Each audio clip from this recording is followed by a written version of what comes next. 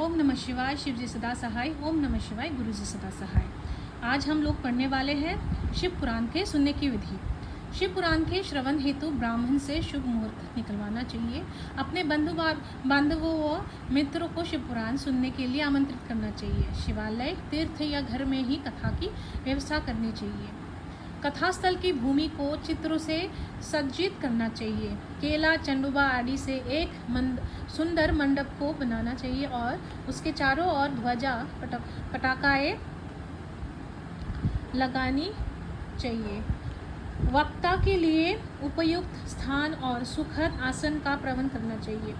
वक्ता को पूर्वाभिमुख और श्रोताओं को उत्तराभिमुख होकर बैठना चाहिए। कथावाचक के प्रति उसकी आयु, सामाजिक स्थिति और शारीरिक अवस्था के भेद भाव को छोड़कर आदर भाव रखे तथा उससे श्रद्धापूर्वक प्रणाम करे।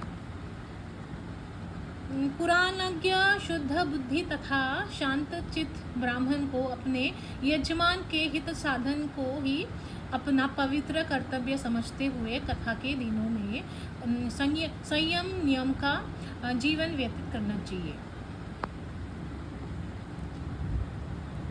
पंडित जी को प्रतिदिन सूर्योदय से 3:30 पहर तक कथा वाचनी चाहिए। उसके पश्चात सभी उपस्थित सज्जनों से मिलकर भजन कीर्तन करना चाहिए। शिव पुराण के वक्ता की सहायता के लिए एक पुराणज्ञ पंडित भी होना चाहिए। कथा में आने वाले विघ्नों से निवारणार्थे विधि पूर्वक गणेश पूजन करना चाहिए। कथावाचक पंडित को अपने यजमान के शिव पुराण में साक्षात महेश्वर की भावना कराते हुए उससे इस पवित्र ग्रंथ का पूजन करना चाहिए और उससे ये प्रार्थना करनी चाहिए कि भगवान शंकर उस पर प्रसन्न होकर उसको इस ग्रंथ के मर्म को समझाने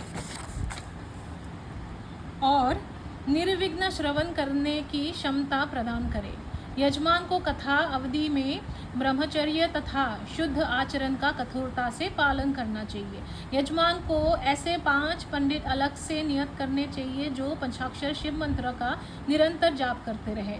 यजमान का ये भी कर्तव्य है कि ग्रंथ समाप्ति पर वक्ता तथा अन्य पंडितों के अन्न, वस्त्र तथा दक्षिणादि से पूर्णतः संतुष्ट करे। इस प्रकार शिव पुराण का विधिपूर्वक श्रवण निसंदेह लौकिक सुख और परलौकिक कल्याण को देने वाला है।